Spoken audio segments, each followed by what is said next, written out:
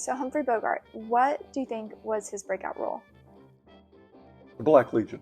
I mean, he was in the Petrified Force and other things, but I think the Black Legion, which is a very obscure film today, presented Bogart as he started to become Bogart.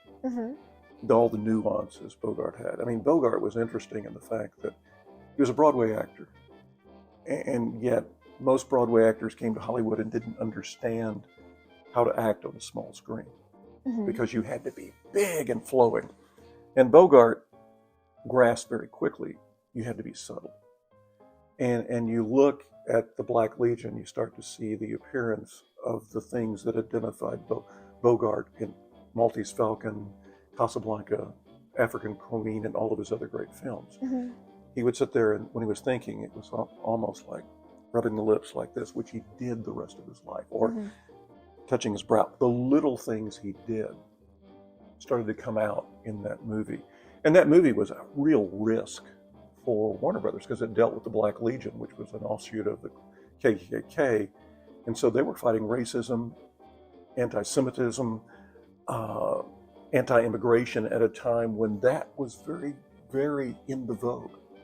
They were standing up for what was right, and that was something Hollywood didn't do a great deal back then. So they were making a message movie that ultimately resonated and helped spell the end to some of what was going on in the world at that time.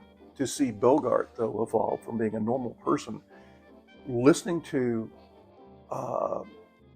hate radio at the time is what it was, and transforming into this monster who hated and was perfectly willing to lynch and do other things.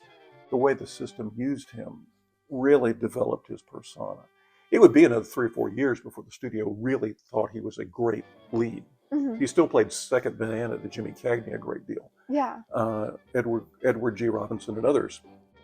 But, I mean, heaven knows the studio was still lost in 1939. They cast him as a zombie in one movie. I mean, but then the breakout role after that was the Maltese Falcon. And boy, you know, Maltese Falcon, Petrified Forest, you started looking at the films he made during the late 30s and early 40s.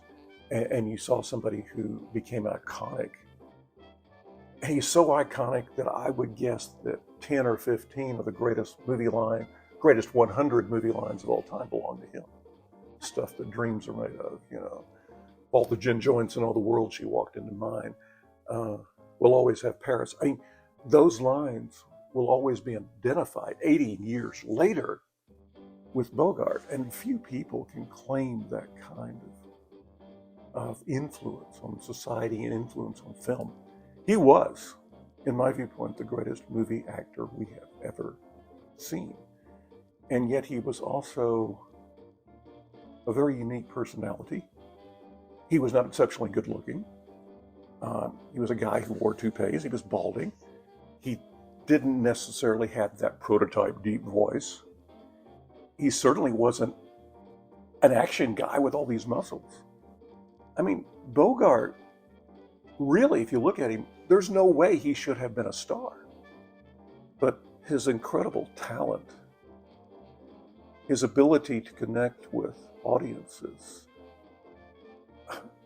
his ability to create lines that would have been throwaway lines for anybody else that became iconic is like no actor before or since. I mean, he defines what it is to be a film actor.